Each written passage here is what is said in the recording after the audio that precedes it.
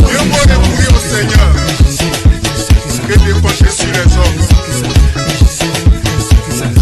L'agneau, le jour, il est du dimanche. Il est la solution. Il est la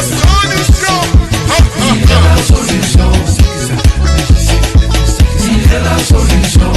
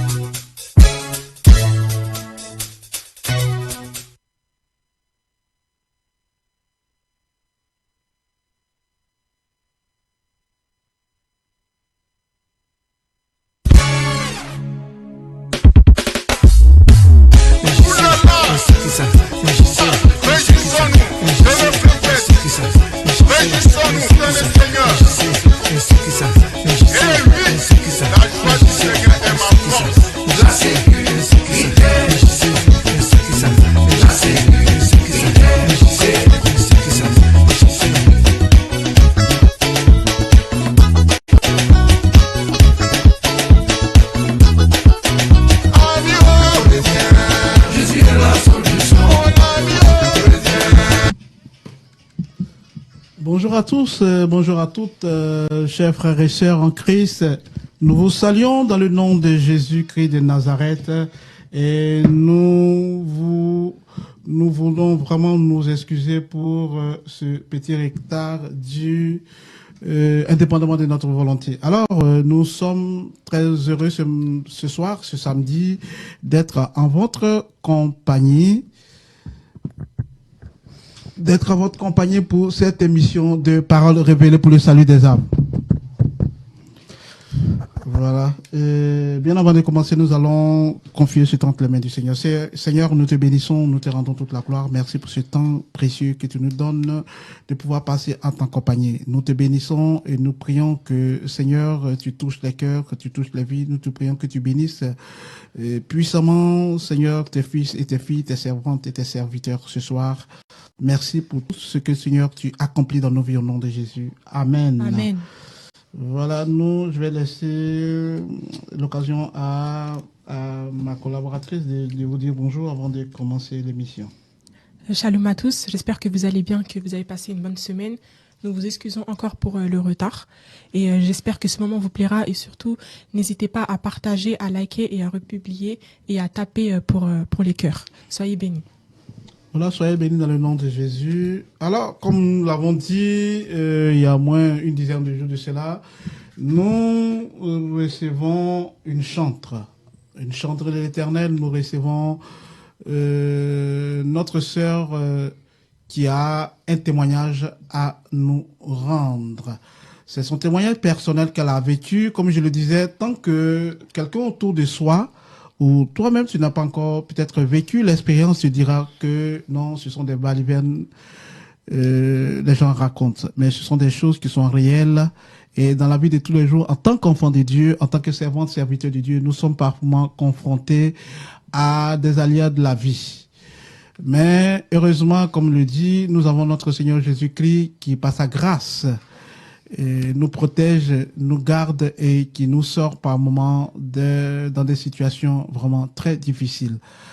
Alors, nous n'allons plus tarder, sans plus tarder, nous allons dire bonjour à la servante de Dieu, si elle est connectée, si elle nous entend.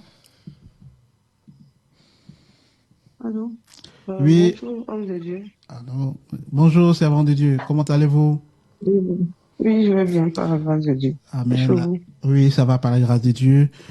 Alors, comme je vous ai dit, voilà, on a été vraiment pris de court, donc nous nous excusons de vous avoir fait attendre un tout petit peu.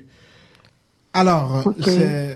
Nous allons vous donner l'occasion de rendre votre témoignage qui s'est passé il y a quelques années de cela. Mais Dieu a bien voulu que vous puissiez rendre ce témoignage pour pouvoir édifier le peuple de Dieu, les enfants de Dieu. Et vraiment, par rapport à cela, nous nous allons vous laisser toute la place. Sachez que nous avons 1h30, donc on peut aller, je vais dire, pas à pas. Que l'Éternel vous bénisse et soyez surtout fortifiés. Amen. Amen. Amen. Amen. Bonjour à tous, bonjour chers auditeurs, bonjour à toute l'équipe de la radio. En tout cas, je bénis le nom du Seigneur déjà pour l'opportunité que vous me donnez de pouvoir m'exprimer sur votre radio.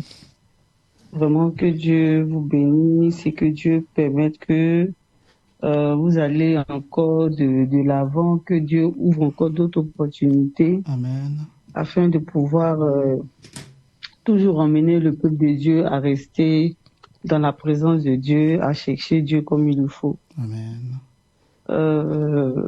Bon, je vais commencer déjà par le témoignage. D'accord. Pour dire que j'ai accepté le Seigneur. J'ai rencontré le Seigneur, je crois, en fin 99. Voilà, et c'était suite à... d'abord, j'étais malade et bon, ça n'a pas été facile pour moi. Et donc, c'est là que j'ai rencontré des frères, voilà, sur la route et qui m'ont parlé de Jésus et j'ai accepté. Et franchement, ça a été un temps vraiment merveilleux pour moi d'avoir connu le Seigneur. Et donc, dans ma marche chrétienne, j'ai eu à vivre des choses qui m'ont beaucoup emmené, qui m'ont beaucoup aussi aidé, qui m'ont ouvert les yeux et qui m'ont permis de pouvoir comprendre que Dieu est au-dessus de tout. Et c'est lui seul en qui nous pouvons avoir confiance.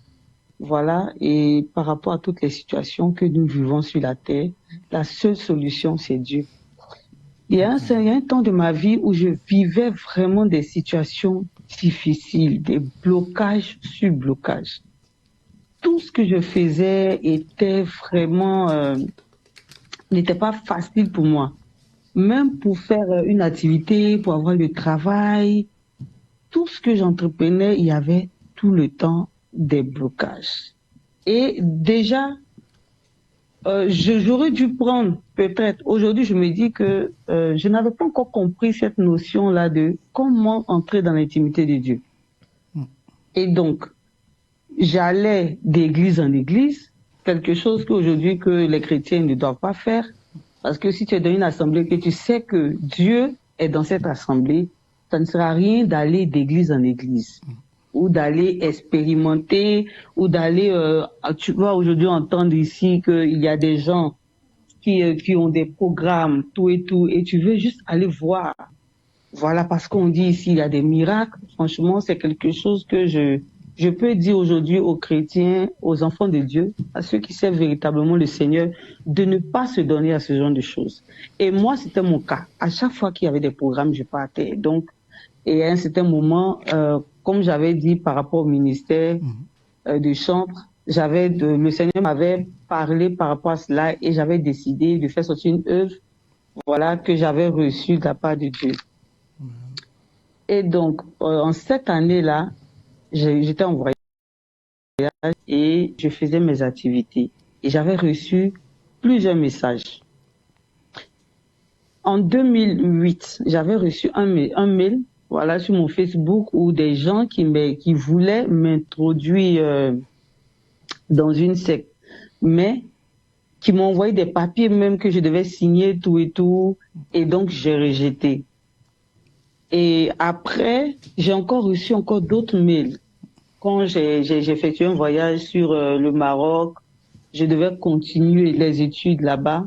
Quand j'étais à Rabat, arrivé sur le territoire, j'ai reçu encore un autre mail où les gens disaient que nous savons où tu te trouves, nous savons, connaissons ta maison, en tout cas, sois la bienvenue sur le territoire. Et tout ce que nous voulons, c'est d'entrer en contact avec toi.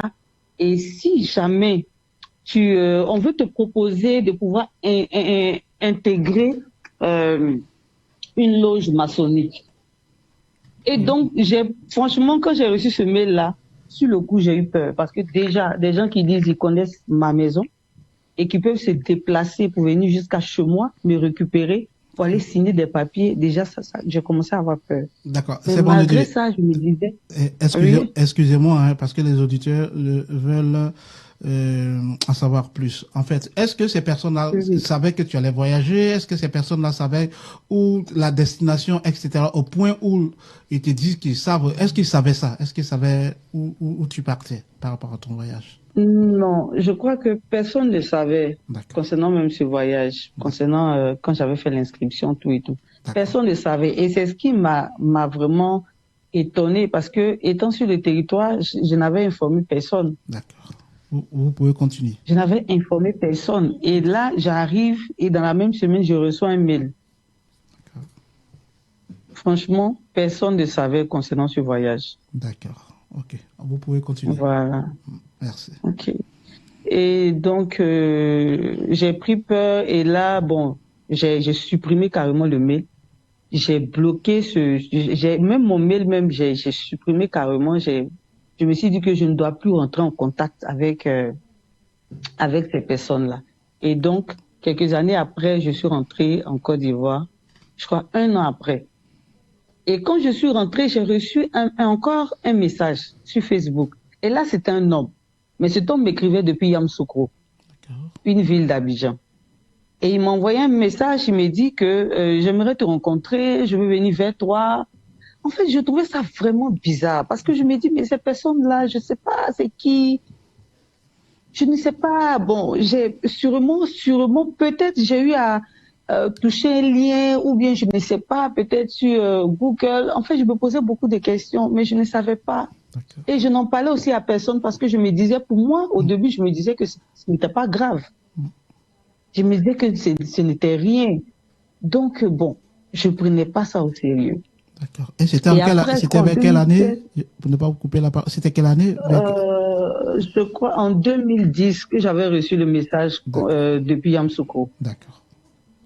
Et en 2016 et 2017, j'étais encore à Casa. Là, j'avais envoyé de la marchandise puisque je prenais la marchandise et j'envoyais en Côte d'Ivoire. En fait, je faisais un peu la navette. Et quand je suis arrivée à Casa, j'avais eu un boulot, un poste. Et donc, je dis, bon, j'allais faire le travail et puis après ça, rentrer en Côte d'Ivoire. Et là, je reçois encore un message. Mais j'avais déjà fait sortir l'album. Et c'était un message venant d'un homme de Dieu, parce que j'ai vérifié son profil sur Facebook. C'était un homme de Dieu qui avait une église, qui avait ses fidèles, tout et tout.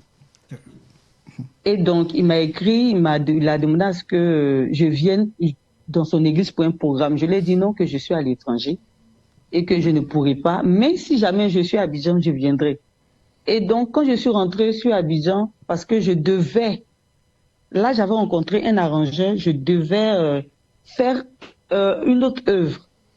Et donc, l'arrangeur avait prévu, je crois, 6 mois pour pouvoir m'aider. Je crois que j'avais rendu ce témoignage la première fois.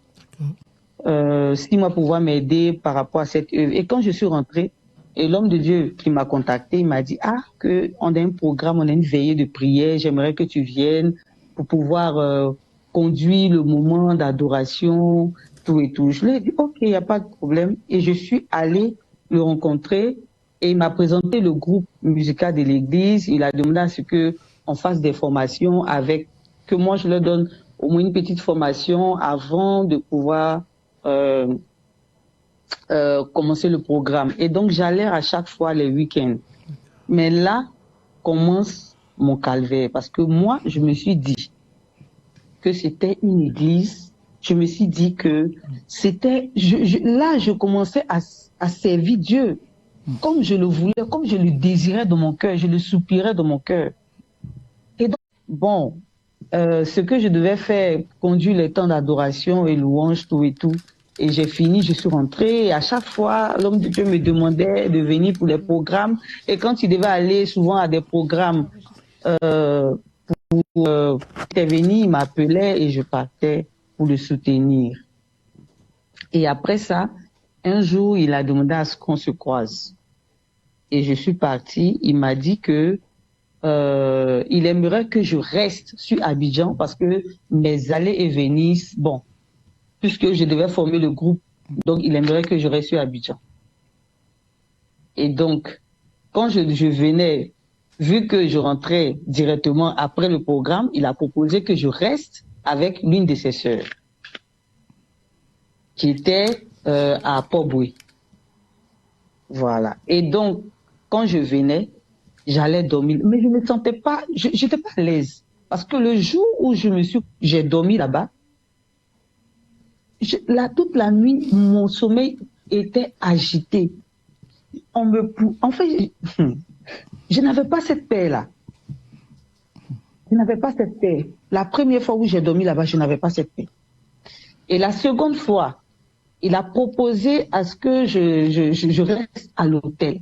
Mais à l'hôtel, à condition qu'il y a l'un de ses fils spirituels qui allait aussi prendre une chambre à côté. Et puis, je lui ai dit non, que je ne peux pas dormir dans un hôtel que je ne connais pas. Parce que l'hôtel même déjà est bizarre. Vous avez déjà réservé les chambres. Je ne peux pas dormir dans cet hôtel-là. Franchement, je ne peux pas. Et donc, déjà, il y avait une certaine opposition. Mais il ne s'arrêtait pas là. Il pouvait m'appeler comme ça pour me dire que, tu sais, tu es où là? Je dis, bon, je suis à la maison. Il me dit, bon, d'accord, viens rapidement. Est-ce que tu peux venir avec une somme, 100 000 francs rapidement là? Je lui dis, ok, d'accord, et je viens avec. En tout cas, je fais tout, hein. Même s'il faudrait que j'aille peut-être prendre ce que j'ai n'est pas suffisant, il faut que j'aille chez les parents. C'était comme un envoûtement. Je partais, je disais, maman, s'il te plaît, voilà, je dois faire un truc rapidement là. C'est vrai que la somme que j'ai sur moi ne suffit pas, donc donne-moi peut-être la moitié, comme ça je vais compléter. Et je lui remettais. Je lui remettais. Et c'était tout le temps comme ça. 50 000, 100 000. Franchement, moi-même aujourd'hui, quand je m'assois, je me dis, mais qu'est-ce qui m'arrivait? Et il y a une chose encore qui m'a beaucoup, qui m'interpellait à chaque fois. Quand le culte finit, il y a une nourriture qu'on sert à tout le monde. Toutes les nouvelles personnes. Toutes les nouvelles personnes. Et il exige que toutes ces personnes-là mangent le repas. Il exige. En fait, c'était comme quelque chose qui était obligatoire. Quand tu viens pour la première fois, et la nourriture, il y a une sœur qui prépare. Qui exigeait à ce que vous mangez la nourriture, s'il vous plaît? C'était l'homme de Dieu. Parce que c'était, pour eux, ça fait partie de leur programme. D'accord. Okay. Ça fait partie. Donc moi, je me dis que c'est par là que peut-être l'envoûtement a été fait. Puisque la première fois, pour moi, tout était normal. C'est ça. Mais la deuxième fois, quand j'ai refusé, il a dit non, mais si tu veux, on va, parce qu'aller payer la nourriture dehors, là, c'est bizarre. Tu vois, non, donc, il faut que tu manges. Je lui dis non, que je n'ai pas trop faim. Il dit non, il faut que tu manges tout et tout. En fait, c'était un peu comme ça. Et donc, avant de manger, il mettait, normalement, quand on prie sur la nourriture, tu peux, si tu veux juste imposer les mains ou faire une prière normale, tu le fais. Mais lui, il mettait la main sous la table. Et il y a des choses qu'il récitait que nous, on n'entendait pas. On n'entendait pas. Et donc, un autre jour, on devait encore aller pour prier pour des gens. Et donc, il m'a appelé pour que je puisse l'accompagner. Et quand on a fini, on est allé dans un restaurant et il a dit il nous disait que non, quand vous partez dans les restaurants et que vous voulez manger, vous finissez de manger, en tout cas, faites tout pour pouvoir finir votre repas. Donc, je lui ai demandé, mais pourquoi? Il dit, parce que ce qui reste là, c'est ce que les gens, s'il y a quelqu'un qui n'est pas clair dans le restaurant qui travaille ici, c'est avec ton reste qu'il travaille. J'ai commencé à trouver ça un peu bizarre. Et je lui ai posé la question, mais pourquoi mettre la main sous la table et ne pas prier simplement? Il dit, pour le moment, tu ne peux pas comprendre. Et donc, il avait l'un de ses frères qui était à côté qui lui a demandé, mais quand est-ce que tu vas lui dire? Il dit non, elle n'est pas encore prête.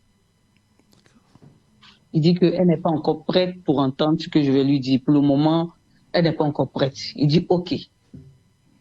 Et donc, quelques jours après, il m'a appelé. Il m'a dit qu'il voudrait ouvrir un autre ministère, mais ce ministère-là, il voudrait le faire à l'étranger. Et donc, la personne qu'il a choisie pour ce ministère-là était moi. Je lui ai dit, ah bon? Il m'a dit oui. Il dit, tu sais, j'ai l'habitude de partir à Paris, parce qu'effectivement, il a plusieurs, d'après lui, enfants spirituels, des gens qui l'appellent de Paris, qui ont besoin de prières, tout et tout. Et donc, il aimerait ouvrir une église là-bas et il a besoin de quelqu'un là-bas pour conduire ces personnes-là. Je lui ai dit, ah bon? Et donc, il a dit, donc, l'église va essayer de tout faire pour pouvoir t'envoyer en tant que servant de Dieu, tout et tout. Donc, ils m'ont demandé quelques papiers que je devais rendre et j'ai donné. Et il y avait une contribution qui était de 700 000 francs. Et donc, j'ai versé cette somme-là. C'était parce que moi, on m'avait dit que bon, c'était une partie, bon, c'est pas la somme exacte, mais c'était juste une offrande pour pouvoir soutenir le ministère. Donc, j'ai donné cette somme-là. Et on est allé au plateau, voilà, pour voir celui qui devait s'occuper des papiers, tout et tout. C'était un ancien avocat. Je sais pas si je dois le dire. Non, vous ne dites pas de nom. Voilà. Ok, d'accord. Un ancien avocat. Voilà, c'est un ancien avocat, bon, quelqu'un qui est connu vraiment en Côte d'Ivoire et aujourd'hui bon, je ne sais pas s'il continue de vivre ces difficultés, mais dans le temps, il vivait des difficultés. Et donc, on est allé le voir et il a demandé à ce qu'on prie pour le monsieur. Et la scène qui s'est passée, c'est qu'il a mis l'avocat au bout de la salle, il m'a mis face à l'avocat, il m'a dit d'étendre les mains. Et tous ceux qui étaient venus avec nous, ça veut dire ses enfants spirituels, et lui était juste derrière moi. Et moi, j'ai étendu les mains. Il m'a dit de chanter un cantique. Et bon, j'ai entonné un cantique. Quand on a fini, on est rentré. Le lendemain, il m'appelle. Il me dit, non, en fait, j'aimerais que tu reviennes encore sur Abidjan parce que, tu sais, quand on est allé voir l'avocat, quand tu as étendu les mains et que tu as commencé à chanter, quelques heures après, quand tu es parti, l'avocat vivait des moments difficiles. Mais là, c'est comme il y a eu un déblocage. Et quand tu chantes, il y a des déblocages. Il a reçu une somme de 500 000. Et franchement, c'est pas suffisant. J'aimerais que tu viennes encore pour qu'on aille le saluer. Tu vois, c'est fait du bien. Ça fait du bien, quoi. C'est comme si tu bénissais quelqu'un. Et donc, j'ai commencé à trouver ça bizarre. Je lui ai dit, bon, moi après, je me suis assis, je lui ai dit, étendre les mains. Et le monsieur qui reçoit 500 000, c'est bizarre. C'est bizarre. J'ai commencé à réfléchir. Et donc, j'ai dit que je ne pourrais pas, vu que j'étais en famille, que je ne pouvais pas. Du moins, je suis rentrée le lundi encore, je ne peux pas encore retourner sur Abidjan. Voilà. Donc, je ne pouvais pas venir. Et en semaine, je me suis encore rendue pour le programme. J'avais commencé à faire des rêves bizarres. Parce que je priais aussi pour demander à Dieu, mais qu'est-ce qui se passe?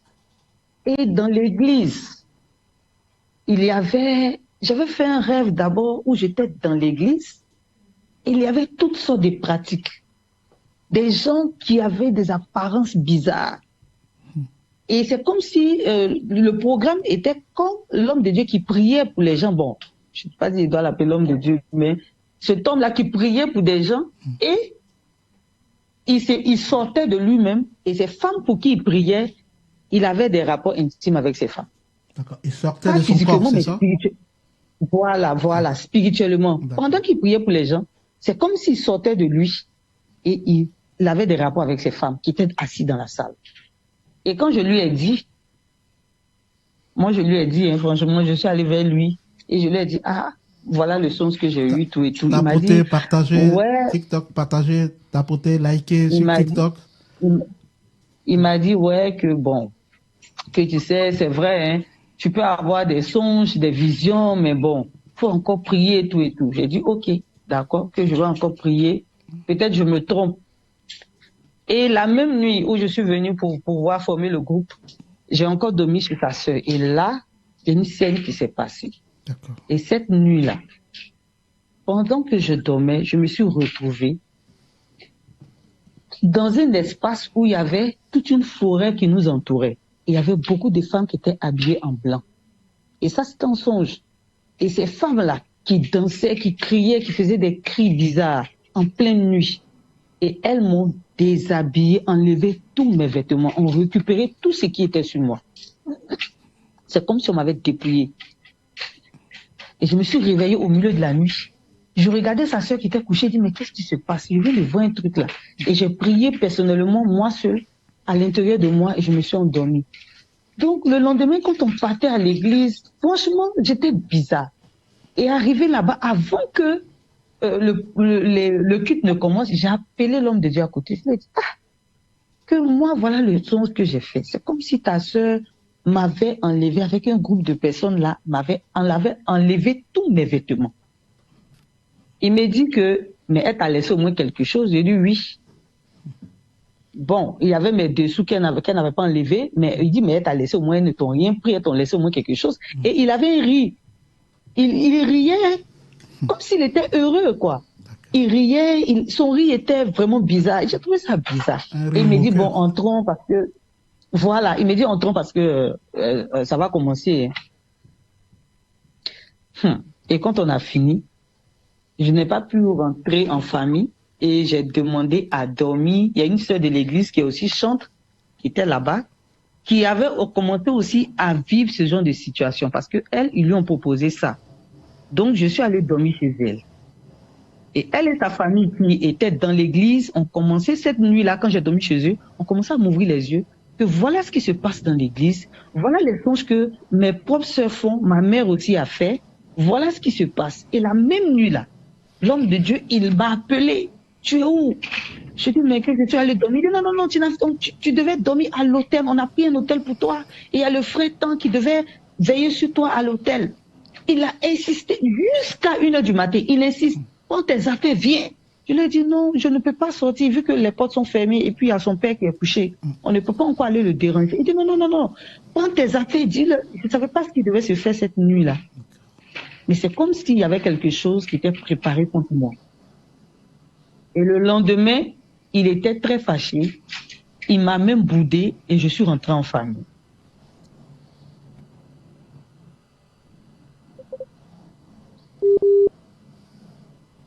Allô? Oui, Vous m'entendez? oui, on vous attend très bien.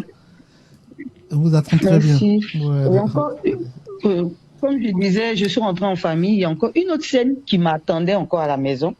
Et au milieu de la nuit, pendant que je dormais, là, c'était plus maintenant dans le songe. C'était maintenant une scène physique. Je sentais la maison de mes parents qui tremblait.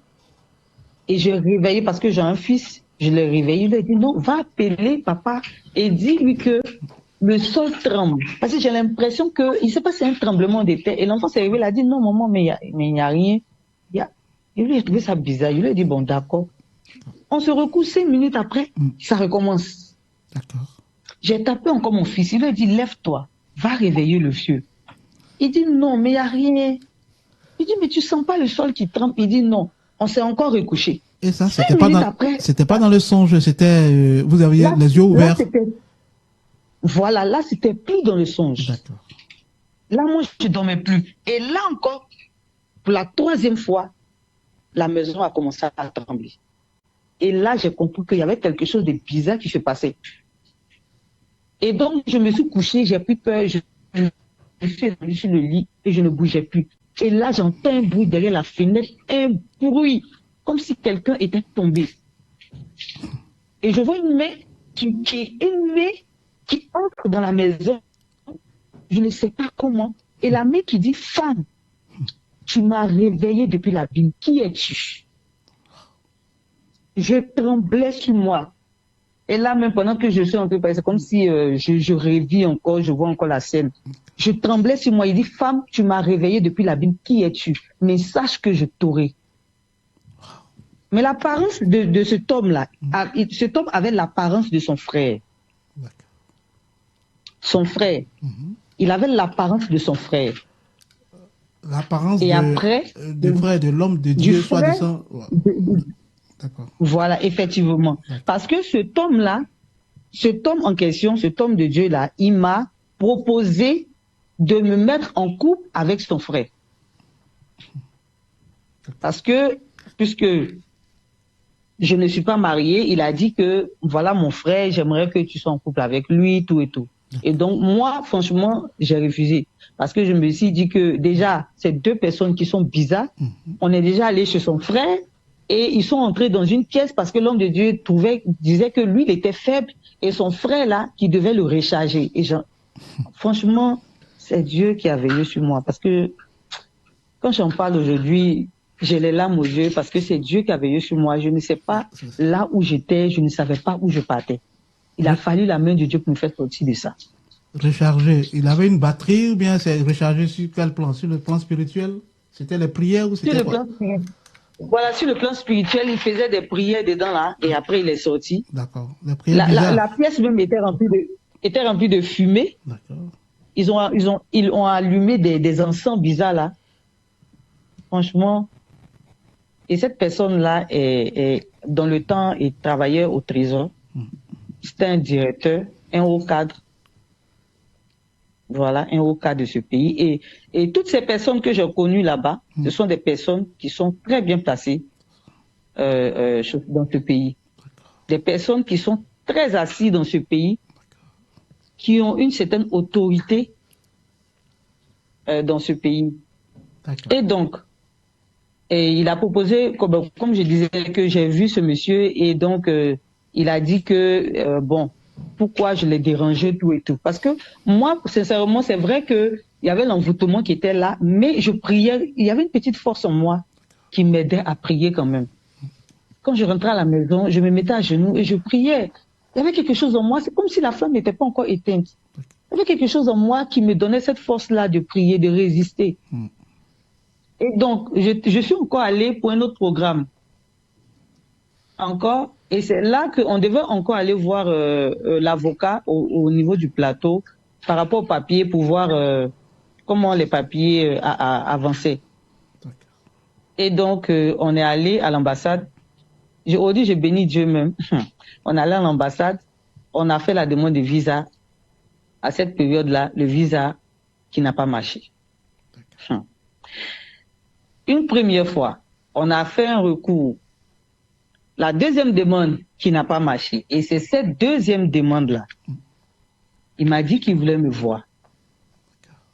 Il m'a dit de le rejoindre au plateau à la galerie du parc. En ce temps. La galerie du parc au plateau. Et donc, je me suis rendue là-bas et je l'ai trouvé assis. Mais il n'était pas seul. Moi, je ne savais pas qu'il n'était pas seul. Il y avait 3 personnes. Il y avait une femme qui était la femme d'un pasteur connu en Côte d'Ivoire. Il y avait 2 autres personnes.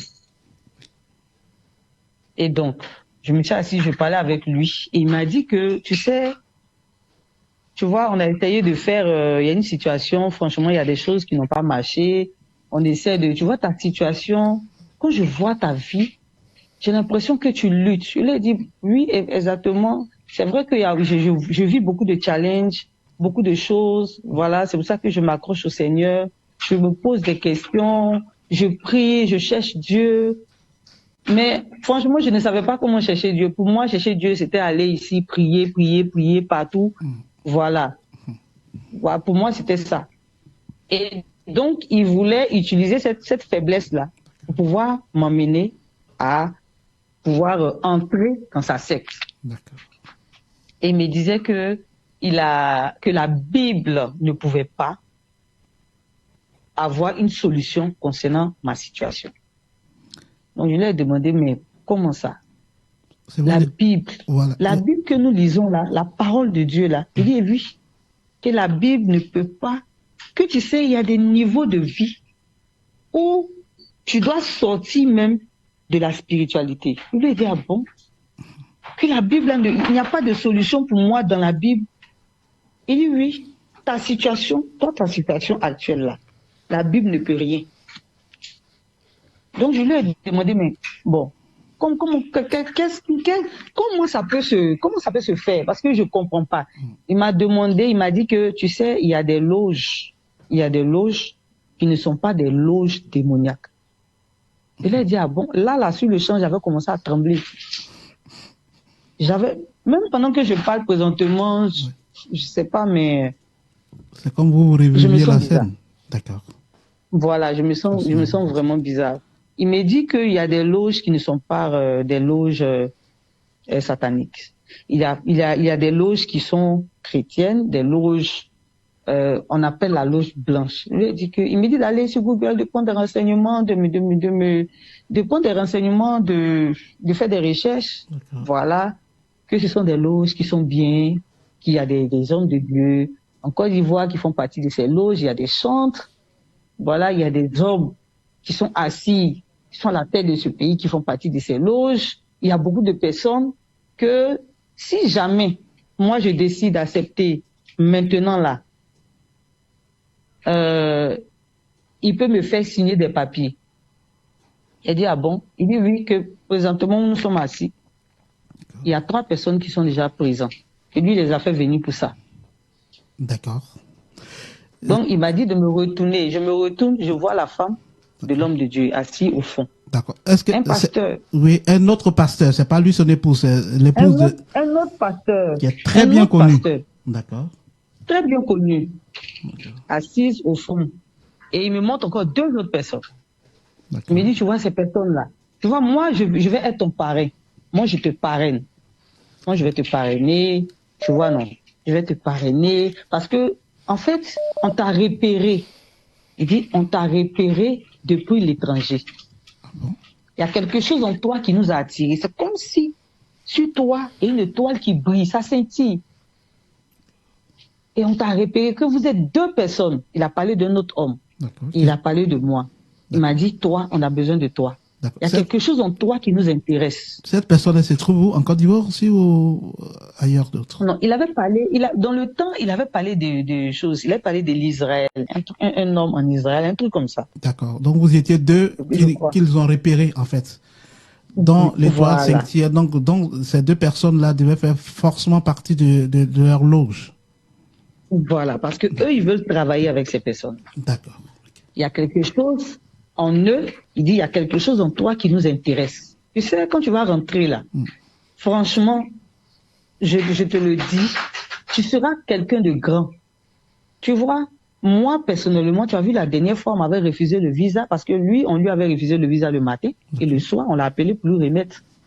Je ne sais pas ce qui s'est passé. Et nous, on était étonnés. Et donc, il dit, tu as vu la situation, tu vois, c'est parce que tu ne fais pas partie. Et nous, on est déjà connus. Il suffit de faire juste un papier. Mais toi, on peut pas faire ça pour toi. Tu comprends? Je lui dis, mais non, c'est pas, moi, je ne veux pas, c'est pas que je veux le visa. Moi, c'est ma situation. Puisque, il dit, oui, mais en fait, ta destinée fait partie de la mission. Tu dois aller faire la mission là-bas. Donc, on a besoin de toi pour entrer sur ce territoire. Il dit, ah bon? Il me dit, tu sais, celui qui est le maître, il vit aux États-Unis. D'accord. C'est un Américain. Et donc, c'est ce monsieur-là, parce que il voyage beaucoup, il va beaucoup faire des conférences là-bas. Il est tout le temps parti. Il m'a dit, tu vois, mes voyages là, c'est juste pour aller le rencontrer, parler, il nous enseigne, tout et tout. Que rien n'est mauvais, en fait. Que tout est spirituel. Ça va t'emmener, tu vas découvrir. Tu auras tout à ta disposition. Et il m'a dit, on va te garder pendant 3 jours. 3 jours, on va te mettre dans une pièce. Il m'avait rendu le témoignage d'une dame, aujourd'hui qui est à Paris, qui a eu à vivre ce genre de choses avec lui. Et cette femme, elle a dit, le 3e jour, elle est tombée. Elle est tombée, elle a perdu connaissance. Et ce sont eux-mêmes qui sont allés prier pour elle. C'est pourquoi? Parce que ce jour-là, je ne sais pas si je dois dire le nom, le diable en personne est venu lui remettre tout ce qu'il lui avait volé depuis sa naissance. Ouais. Le diable en personne est venu lui remettre tout ce qu'il lui avait volé depuis sa naissance. Que il viendra te remettre, tu vas le voir. Et je lui ai dit une phrase, je lui ai dit, moi, sachant que j'ai passé tout mon temps à dire au nom de Jésus, sors, libère ma vie. Tu penses que cet homme-là, face à moi, ne va pas m'exterminer? Parce que moi, je l'ai combattu. Hein. Il dit, mais il ne peut pas t'exterminer. Je lui ai dit, non, moi, il y a des choses que je peux me mettre dedans. En fait, je tremblais sur moi. Je ne savais même pas ce que j'allais lui dire. Parce que là, Tu ne sais pas ce qui pouvait se passer là. S'ils étaient en complicité avec les gens qui étaient autour, ou bien il y avait des gens qui attendaient dehors. En fait, je m'imaginais beaucoup de choses dans la tête. Et donc, il a demandé à ce que j'aille à la maison pour réfléchir. Il m'a dit que quand tu vas finir tout ça, on va te faire entrer et tu vas rentrer à la maison. Il va payer mes fournitures, que lui va payer mon adhésion qui est 25 000 francs CFA. Et il m'a demandé ma date de naissance. Je lui ai dit que je suis née en septembre, le 28. Il a dit OK. On était dans le mois de septembre et lui, il a dit le 28, on allait m'initier et lui, il devait effectuer un voyage, mais lui n'allait pas être là. Et il a demandé à ce que je ne dise rien à personne, que je ne dois même pas me prononcer même. Je ne dois pas penser dans ma tête que je dois expliquer à un membre de ma famille ni à qui que ce soit. Que c'est quelque chose qui est secret. On ne dit à personne. Tu rentres à la maison et tu te prépares, tu fais tes affaires, tu fais une petite valise, tu dis à tes parents que tu viens. Tu vois, tu peux leur dire que tu viens pour nous veiller, tout ça là, et puis on va te garder pendant 3 jours. On va louer une résidence. Il avait prévu de louer une résidence à Angré. On te met dans la maison. Tu vois, non, pendant 3 jours, chaque soir, tu vas. Et il m'a aussi dit que j'allais recevoir la visite des gens. Mais c'était pas des gens physiques. Ces personnes allaient être spirituelles. Spirituel, c'est-à-dire, vous alliez les voir. Il m'a pas donné plus de détails, mais il a dit que c'était des personnes qui allaient être spirituelles. D'accord. Des personnes spirituelles. Et moi, franchement, je me suis dit que c'était des démons. Hein. Parce que là, je ne vois pas qui allait venir me rendre visite spirituellement. C'est ça. Moi, je me suis dit que ce sont des démons. Parce qu'il avait expliqué pour l'autre dame, cette dame-là, qui est tombée, c'est sûrement parce qu'elle a vu des choses horribles. C'est ça. Et donc, il a dit aussi que il y a des, quand je vais entrer, tous ceux que je vais voir là-bas, je n'ai pas le droit de révéler leur identité.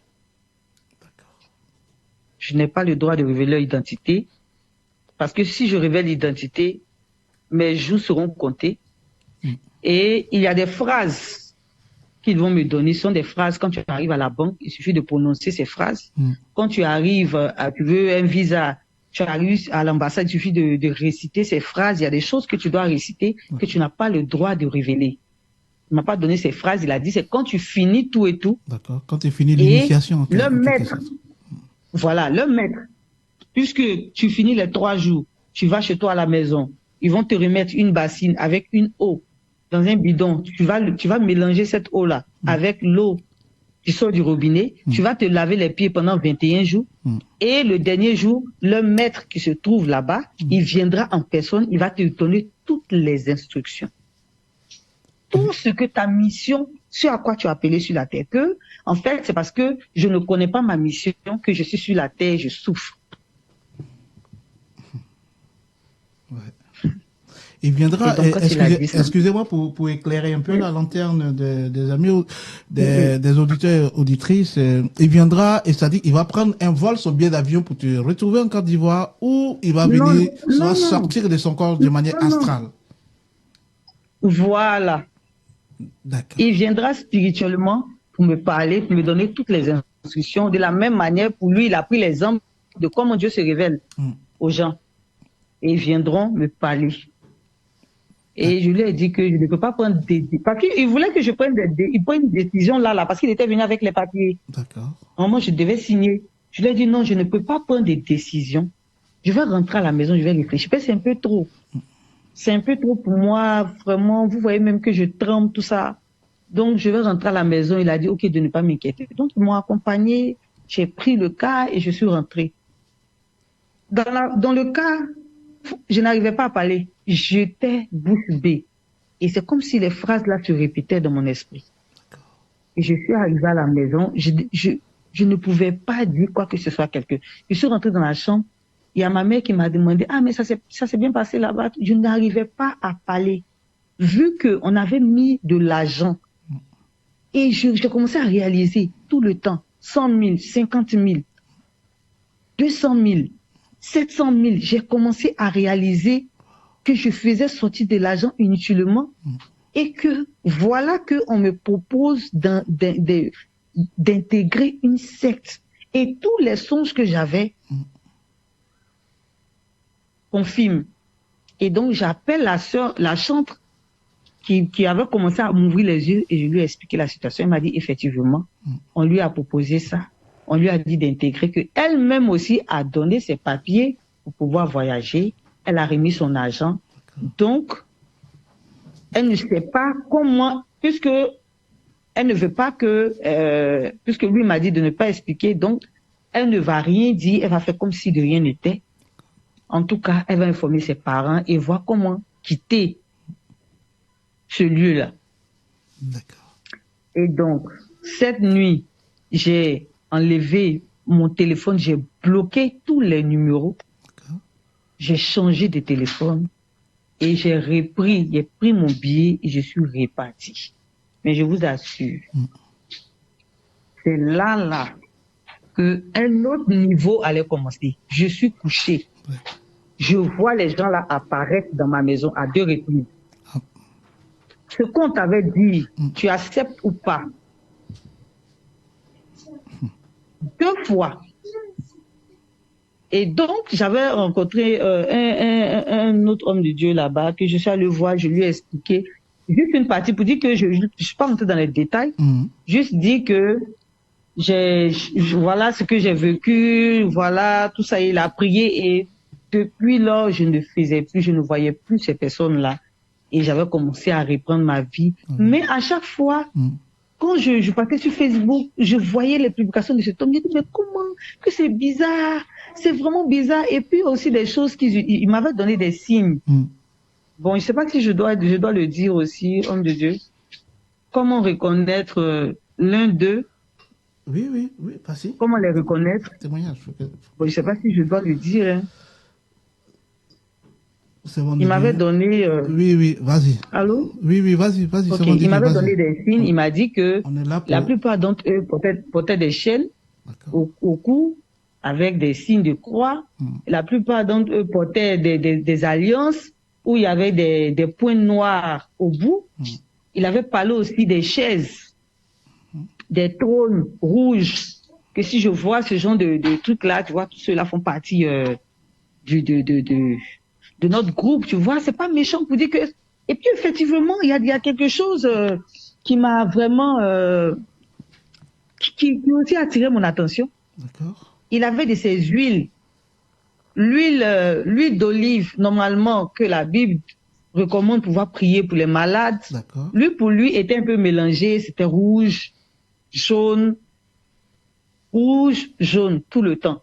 Et quand il devait faire des programmes, de grands programmes ou des retraites, il utilisait l'huile rouge, l'huile qui avait la couleur rouge. D'accord. Et quand il devait faire d'autres, les dimanches, l'huile était un peu jaune foncé. D'accord. Donc l'huile va varier en fonction des cérémonies ou des choses qu'il avait à faire en fait, enfin, en fonction des programmes. Voilà, en fonction des programmes. Et le nom en fait, c'est le fils spirituel d'un homme de Dieu qui a une église déjà connue, comme on peut dire, c'est juste un exemple. Hein. D'accord. Juste un exemple.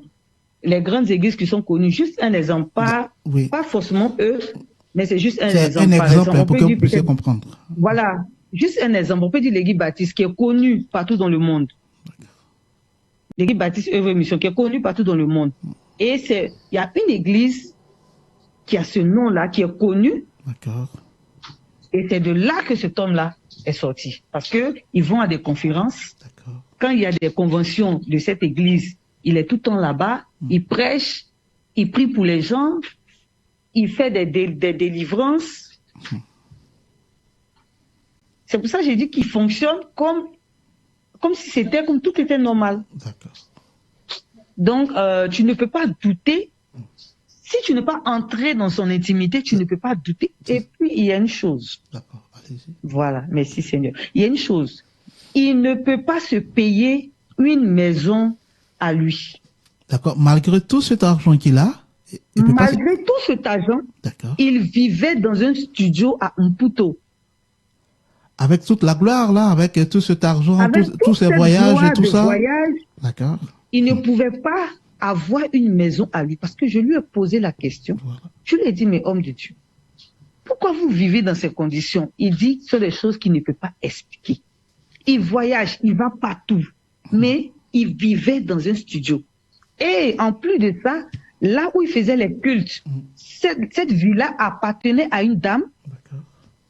Aujourd'hui, il y a un problème avec cette dame parce qu'il a confisqué la maison de cette dame. On ne sait pas ce qui s'est passé. Il a changé les papiers et aujourd'hui, il y a un problème en justice avec cette femme. Cette femme, il a chassé cette femme de sa maison parce qu'après, quand je suis revenu sur Abidjan, et j'ai vu la chante en question qui m'a expliqué qu'il y a eu même des morts dans l'église. Ah bon? Il y a eu des personnes qu'il a envoyées au Bénin pour des temps de retraite qui sont décédés. Et à ceux qui sont revenus, qui ont dit qu'ils ont même bu des substances humaines. D'accord. Pour ne pas trop choquer les gens. Voilà, pour ne pas rentrer... Voilà, le liquide rouge humain. Voilà. On peut appeler ça comme ça. Et donc, il y a eu beaucoup. Et elle-même, elle a son cousin qui est toujours avec cet homme-là. Ah bon? Son cousin, qui a quitté même la maison, qui est avec cet homme. Carrément avec cet homme. Elle n'a plus de ses nouvelles, tout et tout. Elle n'a plus de ses nouvelles. Donc, comme je disais, et donc j'ai coupé tout contact. Et après, c'est de là que j'avais commencé à faire des songes et après, je ne voyais plus ces personnes. D'accord. Franchement, ça n'a pas été facile. J'imagine. Pour me retrouver, ça n'a pas été facile.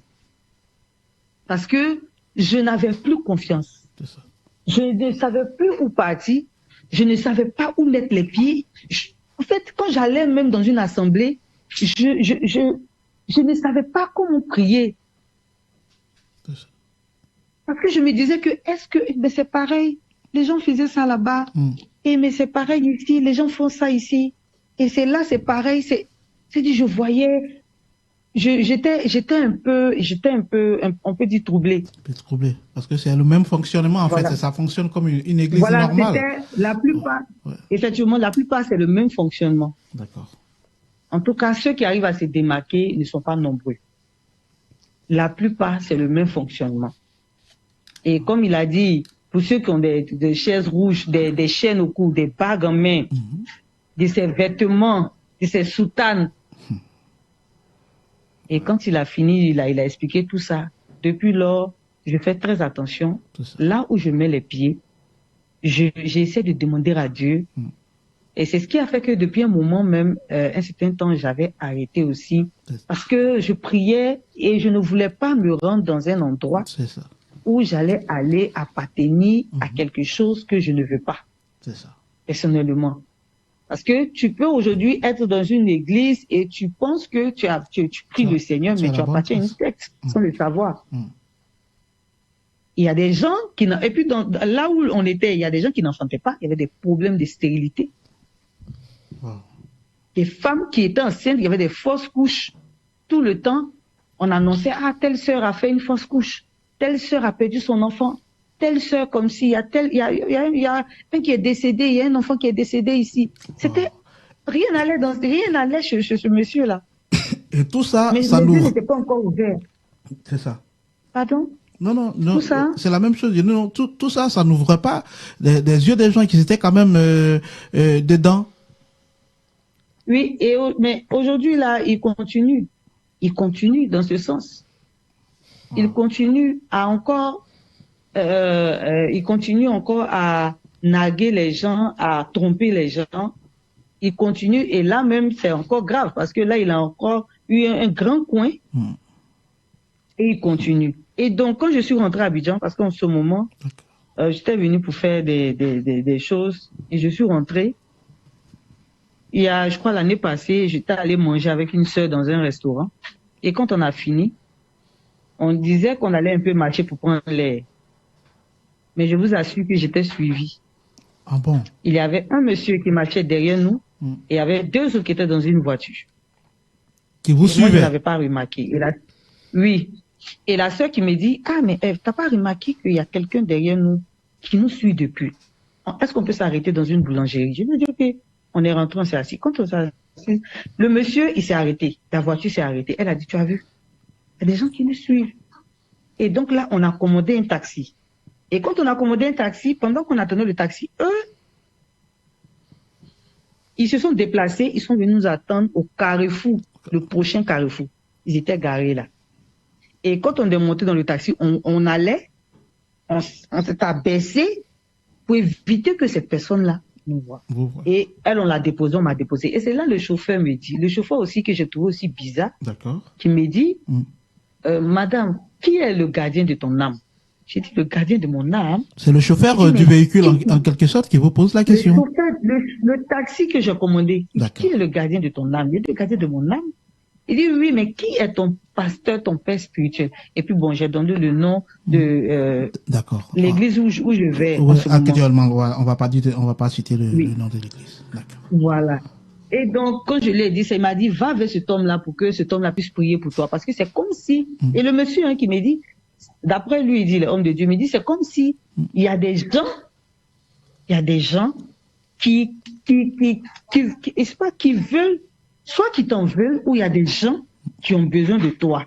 Et c'est comme si on veut te prendre de force. J'ai dit, ah bon? Et je suis rentrée à la maison. Un autre jour, après l'église, c'était un culte du soir, je finis le culte, je vois quelqu'un, bon, je sens quelqu'un me toucher à l'épaule. Je me retourne. Qui c'est? Le protocole de cet homme de Dieu-là. Et vous a suivi, et qui me dit que c'est juste pour te dire que je t'ai vu, qu'on te voit. C'est tout. Et il est parti. Donc, depuis lors, franchement, cette situation-là m'a emmené à connaître, parce que c'est vrai, bien vrai de chercher Dieu, mais c'est vrai qu'on cherche Dieu, mais il y a des situations dans la vie qui t'emmènent à t'accrocher véritablement à Dieu. C'est ça. À chercher véritablement le Seigneur, à marcher avec le Seigneur. C'est ça. Et je bénis Dieu parce que Dieu n'a pas permis. Peut-être aujourd'hui, j'allais être sacrifié pour eux aujourd'hui avoir peut-être cette gloire qu'il veut, soit dans le monde spirituel et sur le plan physique. Parce qu'il recherche des personnes qui sont peut-être des personnes qui ont peut-être une grande destinée, ou des personnes à qui peut-être Dieu a confié quelque chose de spécial. Et donc, il voudrait avoir la vie de ces personnes-là, ou bien voler la destinée de ces personnes-là, soit par des sacrifices, soit t'emmener à entrer dans ces choses-là, pouvoir t'arracher. Parce que je ne crois pas que si tu entres, le diable ne donne rien pour rien. Il te donne quelque chose, mais il prend aussi quelque chose. En retour. En retour. Il ne peut pas te donner la gloire. Et puis, il ne peut pas te donner cette gloire que peut-être que tu veux. Parce que là, j'étais à un moment de ma vie où, Seigneur, je disais, mais pourquoi ma situation était comme ça? Pourquoi je n'arrive pas à atteindre un niveau? Pourquoi, Seigneur, je vis ce genre de situation? Pourquoi je ne peux pas? Pourtant, je pouvais, avec tout cet argent que j'avais mis dedans, je pouvais faire quelque chose. Mais je ne savais pas ce que je cherchais. Franchement, aujourd'hui, je me dis que, franchement, je ne savais pas ce que je cherchais. Pourtant, cet argent-là pouvait me servir à faire peut-être une activité, ou à réaliser peut-être un rêve, simplement. Mais qu'est-ce que je voulais? Je voulais tellement peut-être, j'étais dans une phase de ma vie où je devais coûte que coûte réussir. Et je me disais que si je venais au Seigneur, peut-être pourquoi le Seigneur ne me bénit pas? Pourquoi j'ai des blocages? Je suis venu à Christ, je suis venu au Seigneur, je te sais, je suis à l'église, je me consacre. Je me consacre à toi, je te cherche véritablement. Et pourquoi tu ne me bénis? J'étais tellement pressée de rentrer dans ma bénédiction. Et c'est ce qui m'a poussée à aller vers ces personnes-là, parce que je me dis que avec cet homme-là, une fois que je le vois opérer des miracles, prier pour des gens, des guérisons par-ci, par-là, c'est que c'est quelqu'un qui sait véritablement Dieu. Et je m'accroche. Et là, j'allais aujourd'hui là détruire toute ma vie. Et peut-être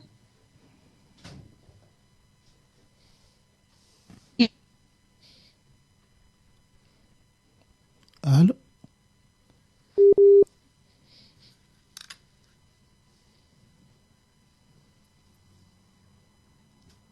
ils allaient peut-être aujourd'hui même à moi. Et aujourd'hui, je sais comment marcher dans le Seigneur. Je sais là où mettre les pieds avant même de me rendre dans une assemblée, que pour aller chanter ou pour aller peut-être faire quelque chose ou une invitation. Je prie le Seigneur. Je demande d'abord la face de Dieu. Je prie pour que Dieu me convainque. Alléluia. Tant que Dieu ne m'a pas convaincu, je ne me rends pas dans cette église. Parce que je ne suis pas la seule, il y a eu plusieurs témoignages. Et les deux sœurs, il y a deux sœurs aujourd'hui qui se sont retirées. Mais il y a une aujourd'hui, franchement, qui ne se retrouve pas. D'accord. Et jusqu'aujourd'hui, je continue de parler avec elle. Je continue de lui donner les conseils. Elle ne se retrouve pas. Sa famille ne se retrouve pas parce que tous ils étaient là-bas. Rien ne va dans sa vie. Aujourd'hui, elle ne passe que son temps à demander, à appeler telle personne. J'ai besoin d'argent, donne-moi. Parce qu'on ne sait pas ce qui s'est passé là-bas. Elle travaillait aujourd'hui. Franchement, ça fait pitié. Wow. Mais par la grâce de Dieu, je continue de l'aider, de prier avec elle, voilà, de l'appeler de temps en temps. Mais à chaque fois qu'elle se rend, puisqu'elle va dans la même assemblée que moi maintenant, à chaque fois, c'est tout le temps des cas de délivrance. Tout le temps des cas de délivrance. Wow. Tout le temps des cas de délivrance. Wow. Et sa délivrance, pour le moment, par la grâce de Dieu, moi, j'ai été libérée de toutes ces choses-là. Alléluia. J'ai été libérée. Et je bénis le Seigneur pour ça. Et je prie aussi que elle, sa vie soit libérée de toutes ces choses. La chante en question, elle s'est mariée. Super. Elle s'est mariée, par la grâce de Dieu, tout va bien chez elle. Amen. Elle est heureuse, elle a été délivrée de tout ça. Et puis sa vie, je sais pas, peut-être un jour, elle aura l'occasion de aussi rendre son témoignage. Par la grâce de Dieu. Voilà. Amen. Si j'ai réussi à la convaincre, par la grâce de Dieu, elle aura l'occasion de rendre son témoignage aussi. Mais je bénis Dieu déjà pour sa vie parce que Dieu a aussi opéré un miracle dans sa vie, une délivrance parfaite. Alléluia. Voilà. C'est un peu ça mon témoignage. Merci, servant de Dieu. Nous sommes à l'émission Parole révélée pour le salut des âmes. Ici, notre objectif, c'est que des âmes soient délivrées, c'est que les âmes connaissent le Seigneur. Et la seule personne que nous devons prier, c'est le Seigneur Jésus-Christ de Nazareth. Alléluia. La Bible déclare qu'il est le même hier, aujourd'hui et éternellement. Il déclare encore que je suis le chemin, la vérité et la vie. C'est Jésus qui est le chemin, la vérité et la vie, et non un homme. Servant de Dieu, nous allons revenir un peu en arrière, si vous me le permettez. Tout à l'heure, vous avez dit que, parce que vous m'avez déjà rendu le témoignage avant que nous ne venions sur ce plateau. Il y a un détail peut-être que vous avez un peu omis. Vous avez dit tout à l'heure que vous donnez des trucs à réciter. Et lorsque vous récitez ces choses, c'était pour avoir quoi, au juste? Lorsque vous arrivez, par exemple, dans une banque et que vous récitez, qu'est-ce que vous avez, qu'est-ce que vous auriez? Bon, en fait, il expliquait que c'était après l'initiation. D'accord. Quand tu finis l'initiation, il y a des codes qu'on te donne. Et ces codes-là te permettent d'avoir accès à tout.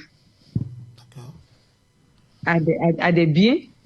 Tu veux un terrain ou tu veux une maison. D'accord. En fait, ce sont des incantations que tu fais pour avoir ces biens-là. D'accord. Par exemple, tu arrives à la banque et tu fais ces incantations et tout l'argent revient dans ton porte-monnaie. Ouais. Et ces incantations, en fait, c'est pour avoir la bénédiction financière. D'accord. Je ne sais pas comment cela se matérialise vu que je ne suis pas allée en profondeur avec eux. Mais c'est pour avoir sûrement la bénédiction financière, avoir des voitures, des maisons, pouvoir voyager, aller partout dans le monde, être influent, dominer, avoir l'autorité sur tout. D'accord. Avoir de grosses maisons, de grosses voitures, peut-être vouloir manger jusqu'à sa faim, être heureux. Pour eux, c'était ça. Parce que la bénédiction rapide, c'est ne pas... Aujourd'hui, peut-être, tu peux commencer un commerce. Avec le Seigneur, c'est la patience. Amen. Dieu prend le temps de te former. Parce que pour quelqu'un aujourd'hui qui n'est pas habitué à la bénédiction, à une bénédiction, une grande bénédiction, aujourd'hui Dieu t'enlève de la boue et il te met aujourd'hui dans cette bénédiction, tu ne pourras pas gérer. Donc avec Dieu, il te forme. C'est ça. Il prend le temps de te former. Mais, dans le camp du diable, pour ce qu'ils m'ont expliqué, c'est une bénédiction instantanée. Rapide. C'est-à-dire, aujourd'hui, tu acceptes, demain, tu auras de l'argent. Ils vont sûrement te virer de l'argent sur ton compte. Tu auras tout. Tu pourras tout avoir. Ils vont peut-être te donner peut-être combien de peut-être de milliards. Ils vont te donner, tu pourras avoir des maisons. Parce que je sais que tous ceux que, en tout cas, que j'ai vus, lui, par contre, je l'ai vu dans une situation. Je ne sais pas pourquoi il est dans cette situation, mais je l'ai vu. Il a l'apparence de quelqu'un qui est, quand tu le vois, tu ne peux pas imaginer que ce monsieur-là vit dans un studio. Vit dans un studio, malgré tous les milliards qu'il a. Malgré tous les milliards, malgré tout l'argent, malgré tous les voyages que ce monsieur-là fait. Et je ne peux pas comprendre pourquoi il vit dans... Et c'est moi, je dois avoir une grosse villa. Et moi, je dois avoir une grosse voiture. Il n'avait pas de voiture. Ça paraît quand même louche, non? Ça paraît quand même bizarre. Paraît quand même louche. Pour quelqu'un qui vous promet la gloire, l'autorité et tout ça, et lui-même il vit, vous voyez un peu, à part les voyages et tout ça, vous voyez dans quelles conditions il vivait. Effectivement. Mais tous ceux avec qui il marche, toutes les personnes qui sont autour de lui, en fait, c'est parce que je ne peux pas citer le nom de ces personnes-là pour citer beaucoup de choses, mais toutes ces personnes influentes dans le pays qu'il côtoie, ces personnes-là sont assises. Et c'est lui qui fait ce travail-là, c'est lui qui les emmène. C'est lui. C'est comme s'il était le pilier. D'accord. L'un des piliers, parce qu'ils sont beaucoup. Il n'est pas le seul. Mais lui, il avait une certaine... Il était influent dans son domaine. Mais physiquement, quand tu le vois, c'est quelqu'un... Tu ne vas pas imaginer que ce monsieur-là, dans le mois, peut aller peut-être 4 à 5 fois, je ne sais pas comment il fait, pour aller à des conférences. Où ça, ici, en Europe? Oui, précisez. En Europe et aussi sur le continent américain. Il est tout le temps parti. Tout le temps parti. Parce qu'il dit que leur base est sur le continent américain. C'est là-bas que leur siège se trouve. Le siège se trouve. Donc, voilà. Et quand tu veux... Mais je crois qu'il a ouvert une cellule au niveau de l'Europe. D'accord. Parce que quand il va là-bas, il sillonne un peu partout dans les églises. Les églises, bon, leur groupe leur cercle fermé, il y a des pasteurs qui font partie de ce cercle-là. Et ces personnes-là sont sur le continent européen. Donc, quand il va en Belgique, il va passer par là. Il se promène un peu partout, Italie, France, il se promène un peu partout. D'accord. Voilà. Et donc, lui, il me propose la bénédiction instantanée. C'est-à-dire là, si je décide de rentrer dans leur intimité, moi, j'aurai l'argent rapidement. Et moi, je sais que c'est pour un temps. C'est ça. C'est pour un temps. Parce que je sais que lui, il a sûrement eu ça pour un temps. C'est ça. Et là, maintenant, il a besoin peut-être des gens pour pouvoir peut-être remplacer. C'est ce que je me dis. Il a besoin de faire entrer des gens pour pouvoir remplacer certaines choses. Tout porte à croire. Tout porte à croire. Voilà. Parce qu'on ne peut pas me donner la gloire. Pourtant, toi-même, quand on te voit, tu n'as pas... Et puis aussi, il y a un truc qu'il faisait. D'accord. Vous voyez le billet de 2000 francs CFA. Oui. Il a une manière de plier le billet. Je ne sais pas qui lui a montré ça, si c'est dans son groupe. Il a une manière de plier le billet et tous ses enfants spirituels envoient un... Vraiment, Dieu nous aide. Ces personnes-là envoient le billet de 2000, ils plient ça, ils mettent ça dans leur portefeuille. Cet homme-là, j'ai remarqué que il ne faisait jamais sortir de l'argent de son téléphone, de son portefeuille. Genre, il n'a jamais pris de l'argent dehors pour mettre comme ça dans son portefeuille. Mais l'argent sort toujours de ce portefeuille-là, quand on sort. Non, c'est un portefeuille magique. Quand il a besoin de payer le taxi, il a besoin de nous, notre argent. Mais l'argent qui sort de son portefeuille-là, je ne sais pas ce qu'il fait avec. Mais l'argent sort tout le temps de ce portefeuille-là. Mais quand il doit payer le taxi, il doit payer, je sais pas, de l'eau à la boutique, il doit payer quelque chose. Il te demande, tu n'as pas 10 000 francs rapidement là, tu n'as pas... En fait, franchement, c'est bizarre. Très bizarre. Très bizarre. C'est bizarre. Partagez l'émission Paroles révélées pour le salut des âmes pour que ça fasse du bien à quelqu'un. Amen. Amen. Les enfants de Dieu, souvent, certains, à cause peut-être de la situation ou parce que pour eux, ils pensent que Dieu tarde à les bénir, donc ils veulent des choses un peu rapides ou ils ne veulent pas tout de suite attendre. Bien aimé, nous avons voulu appeler, du moins c'est la servante de Dieu, notre sœur, pour qu'elle puisse rendre son témoignage, pour que ça puisse se servir en fait d'exemple, pour que vous puissiez avoir les yeux ouverts, pour ne pas tomber dans ce champ de choses. Servant de Dieu, je reviens encore, et vous m'avez aussi également dit que, et on souhaitait, sinon, il souhaitait que, puisque au niveau, d'après ce qu'il vous a raconté, au niveau du gouvernement français ici, il cherchait quelqu'un, voilà. Est-ce que vous pouvez vous avez sauté cette partie-là? Est-ce que vous pouvez revenir là-dessus? Bon, je ne savais pas si je pouvais en parler. Bon, c'est ce qui a fait que j'ai sauté cette partie. Oui. Vous ne dites pas le nom de quelqu'un. Voilà. Il disait que eux, ils voulaient une personne pour pouvoir s'introduire dans le gouvernement français. Je ne savais pas pourquoi. Mais ils voulaient une personne pour pouvoir entrer dans ce lieu-là. D'accord. Pourquoi faire? Il vous a pas expliqué. En fait, il n'expliquait pas. D'accord. Il disait que ta mission, tu vas, on a des enfants spirituels là-bas, tu vas prier avec eux, mais ta mission réelle pour pouvoir entrer dans le gouvernement français, quand le monsieur, leur chef viendra après 21 jours se révéler à moi pour me donner ma mission, il me donnera ce à quoi réellement j'ai été appelé lorsque ce à quoi j'ai été vraiment appelé ou choisi pour pouvoir accomplir cette mission-là. Pourquoi je dois accomplir cette mission? Il allait me donner les instructions. Mais je ne savais pas pourquoi vouloir s'introduire dans le gouvernement français. C'est ça. Et vous n'avez rien dit. Oui, ça c'est. Voilà. Puisque vous n'avez pas accepté, en fait, tout ce qu'il a demandé. Donc là, il n'a plus rien dit là-dessus. Voilà, faut qu'on soit clair. Voilà. D'accord. Après toute cette expérience-là, quel conseil pouvez-vous donner à vos frères, à vos sœurs, voilà, aux enfants de Dieu?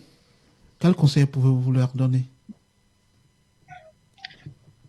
Le conseil que je peux donner aux servants de Dieu, franchement, c'est servir Dieu ou avoir les biens de ce monde-là. Avec le Seigneur, c'est la patience.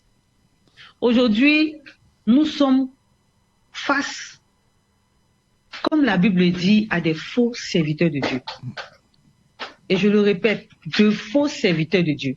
Des gens qui se déguisent, comme la Bible dit, en agneau. Des personnes là, qui racontent aujourd'hui, qui font. Et puis, quand tu vois le bannier de la procédure dans laquelle ils se trouvent, tu vas penser que c'est le Saint-Esprit qui agit à travers eux. Ce que je peux dire, c'est d'avoir le discernement, de chercher véritablement le Seigneur, d'aller en profondeur avec le Seigneur, parce que vos vies sont hypothéquées, votre avenir, votre destinée est arrachée, est récupérée dans la main de ces personnes, des marchands noirs, des personnes qui vendent les destinées des gens, des personnes qui volent les vies des gens, des personnes qui s'arrachent les bénédictions. Tu vas aller te faire imposer les mains à quelqu'un. Tu ne sais pas sur quoi cette personne s'appuie pour pouvoir servir, pour pouvoir faire son ministère.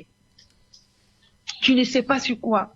Donc, ce que je peux dire, c'est de sortir. Quand tu vois une situation qui est bizarre.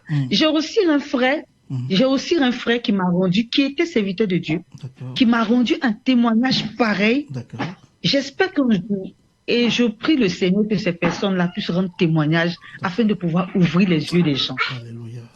il servait correctement le Seigneur avec son pasteur et il a décidé de se retirer dans un village pour chercher Dieu. Et après, quand il est venu, il a voulu faire pareil comme, bon, c'était pas un pasteur, un prophète, faire pareil comme son prophète. Mais il n'arrivait pas. Il a fait une petite église. Il n'arrivait pas à voir ce monde-là.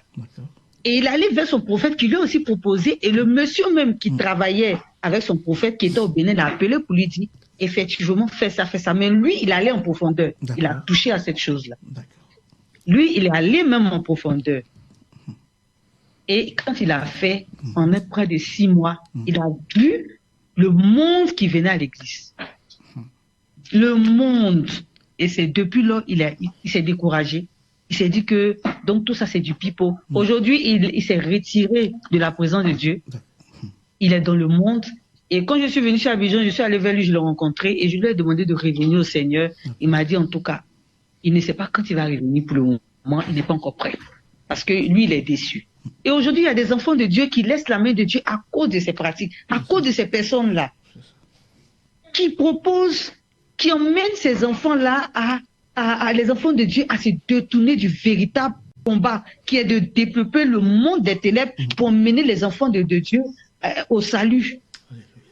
Et franchement, le conseil que je peux donner, surtout à ces femmes,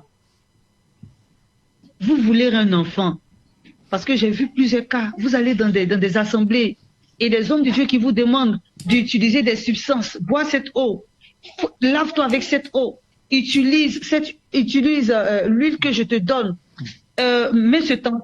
Franchement, vous allez encore vous enfoncer dans un trou et vous n'allez pas pouvoir sortir de ce trou-là. Mais je prie que le Seigneur enlève de vos yeux ce voile-là qui vous empêche de voir, de connaître la vérité. Vous devez chercher Dieu. Bien vrai que tu es dans une assemblée, mais cherche Dieu, prie le Seigneur, demande à Dieu, Seigneur, celui que tu as mis sur moi, qui est cet homme? Qui est cet homme? Révèle-toi à moi, montre-moi son identité et Dieu va se révéler à toi. Tout à fait. Fuyez ces églises-là. Là où vous voyez des choses bizarres, là où vous voyez que il a aussi donné un exemple. Il a dit, lui, dans l'assemblée de son prophète, il y avait beaucoup d'accidents. Les gens qui faisaient tellement un peu ce monde, on entend accident ici, pas ici, accident par là, et le peuple était misérable.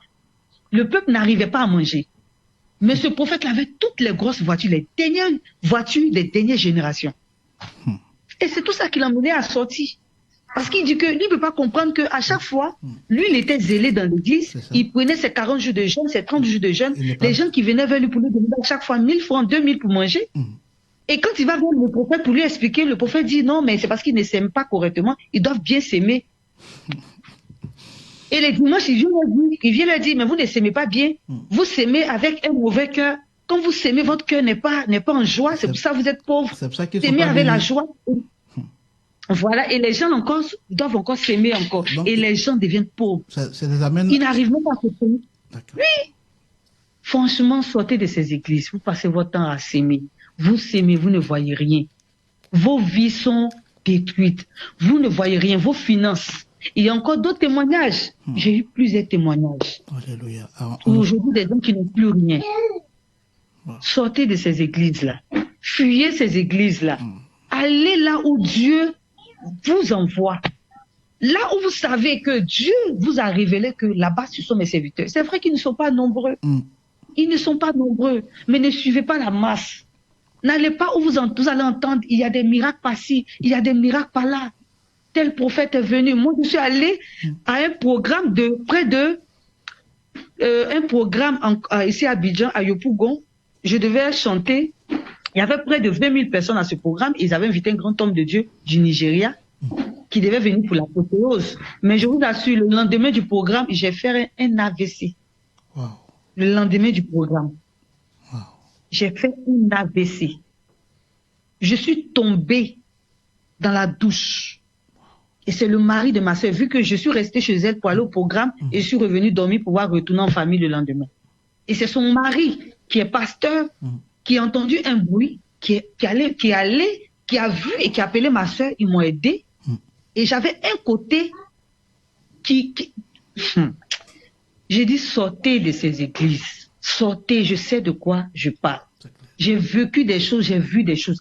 Allez là où Dieu se trouve. Et pour pouvoir connaître ce genre de lieu, là où Dieu se trouve, demandez au Saint-Esprit de vous conduire. Ne vous laissez pas traumatiser, ne vous laissez pas, on peut dire, envoûter par ces personnes-là. Ces personnes-là arrachent. Parce que quand moi j'ai fini de chanter, je suis descendue, mais il y avait un groupe d'hommes de Dieu, ils sont venus me saluer, moi j'ai trouvé ça bizarre. Ah ça, en tout cas ma fille, en tout cas on aimait, franchement, et j'ai toujours les photos de ce programme-là. Et souvent quand je regarde les photos, je dis mais j'ai failli mourir. J'ai failli mourir et je bénis Dieu. Sortez de ces églises, c'est le message que je peux donner. Et cherchez véritablement Dieu. C'est Dieu qui donne la richesse, c'est Dieu qui donne la joie. C'est Dieu qui donne, pour tous ceux qui veulent se marier, qui ne savent pas comment faire. Et ces femmes qui vont dans les églises aujourd'hui, qui vont se faire laver par des gens. Je ne sais même pas ce que je vais dire, tellement que j'ai des témoignages. Une amie qui est aux États-Unis, qui s'est fait laver par un homme juste pour aller en Amérique. Qui s'est fait laver par un prophète à Yopougon pendant près d'une semaine, elle a eu le visa. Et quand elle est arrivée là-bas, quand elle est couchée à côté de son mari, chaque nuit, c'est un python qu'elle voit. C'est un python qu'elle voit coucher à côté d'elle. Et ces personnes-là, je prie que à chaque fois, je les exhorte à rendre témoignage pour pouvoir emmener, pouvoir ouvrir les yeux des gens. Arrêtez d'aller vous faire envoûter dans les assemblées, dans des maisons qui n'honorent pas le Seigneur. La Bible a dit que dans les derniers temps, il y aura beaucoup de faux prophètes. Des gens qui viendront pour pouvoir détourner la mentalité des enfants de Dieu, pour pouvoir manquer le but. Le but, c'est quoi? C'est d'emmener le peuple de Dieu à Christ à véritablement rechercher le salut, le véritable salut. Alléluia. Et aujourd'hui, tout le peuple, tous les enfants de Dieu aujourd'hui recherchent les biens de ce monde-là.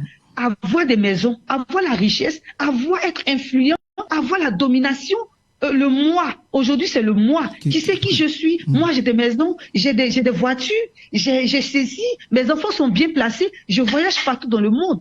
Mais ces choses-là, vous allez vous perdre. Vous allez vous perdre.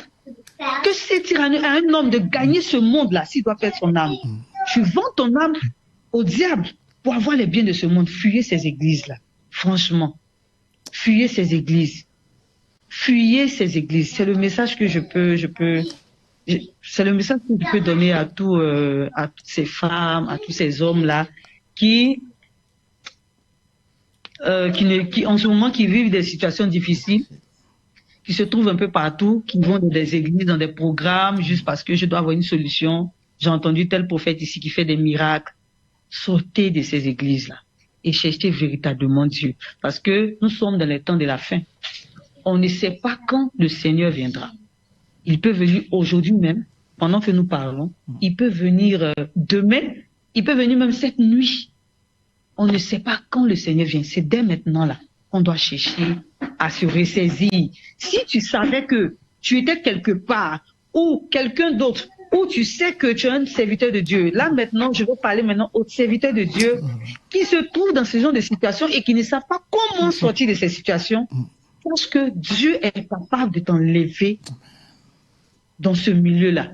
Dieu est capable de te retirer. Si Dieu m'a donné, moi, cette force de ne pas pouvoir aller me faire initier par ces personnes-là et aujourd'hui pleurer, je crois que Dieu aussi est capable de vous donner cette force-là, pour vous retirer de ces pratiques-là.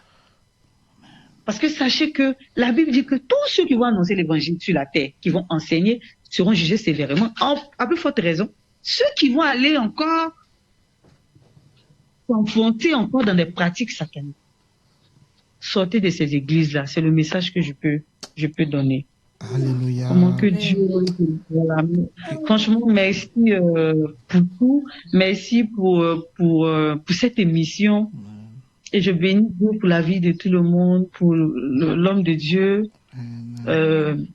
Balier, pour sa collaboratrice, Amen. pour le frère Stanley, je ne sais pas si je prononce le... C'est ça, Germain, c'est ça, le technicien, le boss. Alors, vraiment que Dieu vous bénisse pour l'opportunité que vous me donnez. Voilà, et je crois que vous permettra que toutes ces personnes, Amen. voilà, viendront aussi rendre témoignage pour pouvoir emmener, puisque le slogan de la radio, c'est la parole révélée. Pour le salut des âmes. Il faudrait que les choses qui sont cachées soient révélées afin que le monde entier puisse connaître la vérité. Alléluia, alléluia. Nous vous remercions également d'avoir vraiment accepté de témoigner pour que des vies, pour que des âmes soient sauvées. Je pense que nos amis, nos frères, nos sœurs, les hommes de Dieu, les femmes de Dieu qui nous ont suivis ont également apprécié votre témoignage et cela va vraiment... Cela est vraiment, vraiment très bien. La Bible déclare dans le livre de Matthieu, chapitre 7, verset 16, « Vous les reconnaîtrez à leurs fruits. » C'est ce que tout à l'heure, la servante de Dieu a tout. Elle a tellement bien dit que, voilà, je n'ai pas envie d'ajouter beaucoup de choses. Alléluia. Amen. Vous les reconnaîtrez par leurs fruits. Donc, dès que tu arrives quelque part, avant même que tu ne répondes à une invitation, il faut prier le Seigneur, demande au Saint-Esprit, là où tu vas, est-ce que c'est de sa gloire? Pour ne pas que tu te fasses piéger, comme elle a failli se faire aussi piéger. Et pour terminer, nous allons lire Proverbe chapitre 10, verset 22. C'est la bénédiction de l'Éternel qui enrichit et il ne la fait suivre d'aucun chagrin. Je répète, Proverbe chapitre 10, verset 22, c'est la bénédiction de l'Éternel qui enrichit et il ne la fait suivre d'aucun chagrin. Donc, bien aimés, recherchons la bénédiction de l'Éternel. Cette bénédiction-là n'est suivie d'aucun chagrin. Par rapport à tout ce que la servante de Dieu a raconté, les expériences qu'ont vécues, ses proches et tout ça, le diable a donné, mais il y avait beaucoup de chagrin. Et ces personnes-là, jusqu'à aujourd'hui, pour certaines, ne se sont pas encore retrouvées. Pour certaines, elles ont laissé la main de Dieu. Donc, j'exhorte, pour toi qui étais dans cette situation, qui a laissé la main de Dieu, Dieu est encore fidèle. Alléluia. Amen. Dieu, il t'attend et il ne veut pas que tu perdes ton âme. Parce que ton âme est vraiment très précieux à ses yeux. Donc, prie pour que le Seigneur t'oriente à nouveau quelque part. Prie le Seigneur et je pense que le Seigneur t'aidera à quitter cette situation que tu vis comme pour la sœur. Dieu a permis aujourd'hui qu'elle vive au lieu qu'on aille la sacrifier quelque part, qu'elle vive et elle attend son heure que l'Éternel en fait la bénisse. Donc vraiment soyez tous bénis, toutes bénies. Amen. Nous vous remercions dans le nom de Jésus. Nous étions vraiment très contents d'avoir fait cette émission pour que cela puisse servir d'exemple, pour que cela puisse ouvrir les yeux des uns et les autres. Voilà. Servant de Dieu, est-ce que tu as quelque chose à dire pour que nous puissions... Pardon? Voilà. Donc, servant de Dieu, ton mot de fin, avant qu'on ne puisse terminer. Tu as quelque chose à rajouter? Je me dis merci à la radio. Merci pour tout. Franchement, j'ai été aussi bénie. Amen. Parce que moi-même, ça m'a édifié aussi. Alléluia. Ça m'a beaucoup édifié. J'ai compris que Dieu, par son amour, il a un amour qu'il désire manifester pour nous. Il a déjà manifesté à la croix. Et nous a démontré que il est mort à la croix afin que nous soyons sauvés. Et c'est cet amour-là qu'il a manifesté pour moi. Amen. Et je crois qu'aujourd'hui, tout ce que je peux dire, c'est merci. Amen. Gloire à Dieu. Vraiment, merci. Tu as un mot à dire? Oui. J'espère que ce moment vous a plu et merci à tous d'avoir suivi et d'avoir partagé. Amen. Soyez bénis. En tout cas, soyez tous bénis, chers amis auditeurs, auditrices. Tous ceux qui étaient connectés sur YouTube, nous vous remercions de votre patience parce que nous n'avons pas vraiment commencé à l'heure et vous avez été patiente pour attendre que la servante de Dieu intervienne. Pour toutes les personnes qui sont sur YouTube, sur Facebook, sur TikTok et sur Instagram, nous vous remercions et nous vous demandons de partager largement l'émission, liker, partager pour que ça puisse faire du bien à quelqu'un. Amen. Voilà, nous serons, ce ne sera pas la première, ce n'est pas la première ni la dernière fois. Si le Seigneur le permet, nous viendrons, nous contacterons certains frères, certaines sœurs qui ont vécu des situations pour qu'elles aussi, elles puissent venir rendre des témoignages et puissent venir rendre témoignages pour édifier plus d'eux. Donc, quant à moi, je vous dis à la semaine prochaine, le samedi 5 avril. Que le Seigneur vous bénisse et surtout, prenez grand soin de vous et de toute votre famille. Que le Seigneur vous accompagne, que le Seigneur vous bénisse et que le Seigneur vous garde dans votre marche chrétienne. Amen. Au revoir. Au revoir. Au revoir.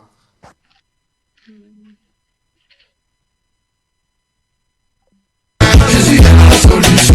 Trop cherché, Jésus est la solution. Tout fouillé, il est la solution. Dans ce monde tout est vanité, tout chemin mène à Rome. Quelle que soit ta religion, du coup après le bien de ce monde, sache que Jésus est la solution. Je suis le vice-président d'unique et seule solution. On n'est pas le pape. Réjouis-toi et loue ton Dieu. Allez!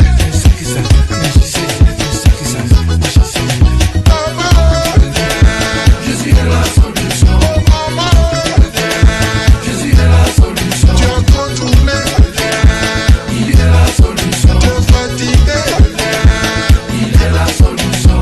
Yeah. Avec Jésus, la sécurité est garantie. On y va. Sécurité, sécurité, sécurité. À maison. Sécurité, sécurité, sécurité. Ton foyer. Sécurité, sécurité, sécurité. Les enfants. Allez, allez.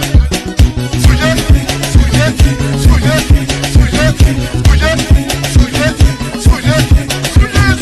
Sécurité, sécurité, sécurité.